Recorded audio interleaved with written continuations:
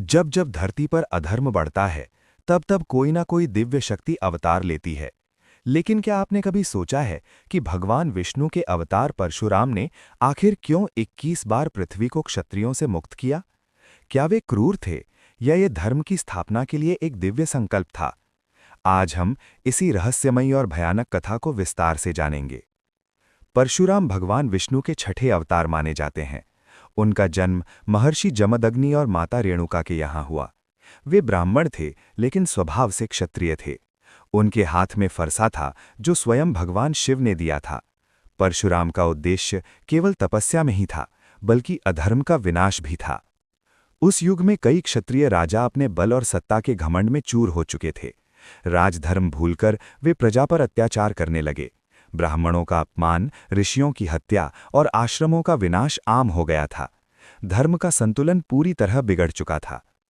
महर्षि जनदग्नि के आश्रम में कामधेनु नामक दिव्य गाय थी, जो इच्छानुसार सब कुछ प्रदान कर सकती थी। एक दिन राजा कार्तिवीर्य अर्जुन आश्रम आया। भोजन और सत्कार से प्रभावित होकर उसने कामधेनु को हथियाने का प्रयास किया। जब जमदग्नि ने इनकार किया, राजा ने बलपूर्वक गाय छीन ली। जब परशुराम को ये पता लगा तो उन्होंने कार्तिवीर्य अर्जुन को युद्ध में मार डाला और कामधेनु को वापस ले आए। लेकिन यह घटना यहीं समाप्त नहीं हुई। कार्तिवीर्य अर्जुन के पुत्रों ने प्रतिशोध में महर्षि जमदग्नि की निर्मम हत्या कर दी। जब परशुराम ने अपने पिता का कटा हुआ शीश देखा, तब उनका क्रोध सीमा पार कर गया। उन्होंने उसी क्षण संकल्प लिया, जब तक मैं पृथ्वी पर अधर्मी क्षत्रियों का अस्तित्व रहेगा, तब तक मैं उनका संहार करता रहूंगा। परशुराम ने पृथ्वी को 21 बार क्षत्रियों से मुक्त किया।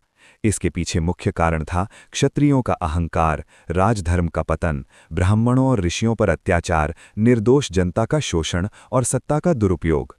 हर बार जब नई पीढ़ी में फिर से अधर्म पनपता, परशुराम पुनः युद्ध करते। ये कोई नरसंहार नहीं था, ये एक धर्म युद्ध था। परशुराम ने कभी निर्दोषों का वध नहीं किया, केवल उन्हीं राजाओं का संहार किया जो अत्याचारी और अधर्मी थे।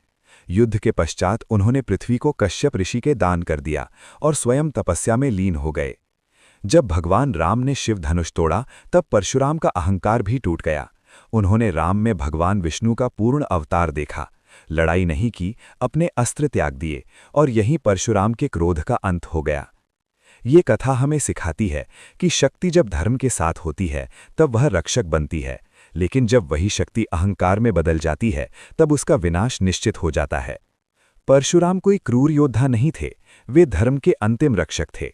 21 बार क्षत्रियों का वध कोई प्रतिशोध नहीं था, बल्कि अधर्म के विरुद्ध एक दिव्य चेतावनी थी। आज भी